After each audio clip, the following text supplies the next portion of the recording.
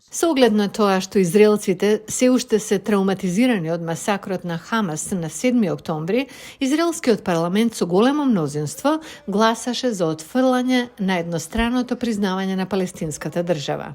Израел ќе продолжи да се противи на едностраното признавање на палестинска држава. Таквото признание по масакрот на 7 октомври би било огромна и невидена награда за тероризмот. Меѓународната заедница остро ги осуди акциите на Израел, кои доведоа до повеќе од 29.000 мртви, според Палестинското министерство за здравство и хуманитарна криза во Газа.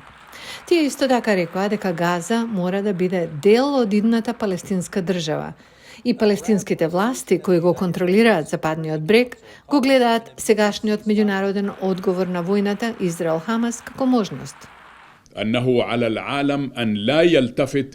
Светот не треба да се подпира на позицијата на Нетањаху и неговата влада која го отфрла решението за две држави. Наместо тоа светот треба да се стреми да стави крај на окупацијата, еднострано да ја признае државата Палестина и да гласа за Палестина да стане земја членка во Обединетите нации. Во американските извештаи се вели дека Вашингтон предвидува нов регионален поредок во кој Израел би се согласил на демилитаризирана палестинска држава на Западниот брег и појасот Газа. За возврат, Израел ќе го добие долго посакуваниот мировен договор со Саудиска Арабија, кој пак ќе добие одбранбен пакт со САД. Другите арапски земји кои веќе имаат мировни договори со Израел ќе обезбедат безбедносни гаранции дека палестинската држава нема да стане закана за Израел. Некои палестински аналитичари и поранешни преговарачи за мировните преговори ја сметаат американската иницијатива како нереална и несуштинска. Кога САД зборува за палестинска држава, мислам дека нема многу јасност за суштината на тоа што значи тоа. Кога зборува за тоа, тие навистина одговараат на регионално барање, барем да имаат политичка подкрепа. Испробано е и претходно.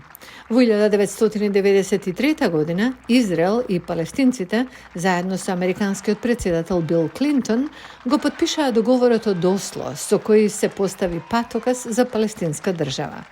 Тоа никогаш не се случи, но некои преговарачи од Осло велат дека не е доцна, дури и по масакрот на Хамас на 7 октомври и по 4-месечната војна во Газа.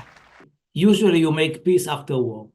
Look at the history. Обично склучувате мир по војна. Погледнете историјата. Сите ја проучувавме. Кога сме имале во историјата во Европа или на други места вакви договори? По војните. Но обично по војните омразата на двете страни се зголемува. Затоа што луѓето сака да се ослободат од неа, од проблемот и на крајот се подготвени да склучат мир.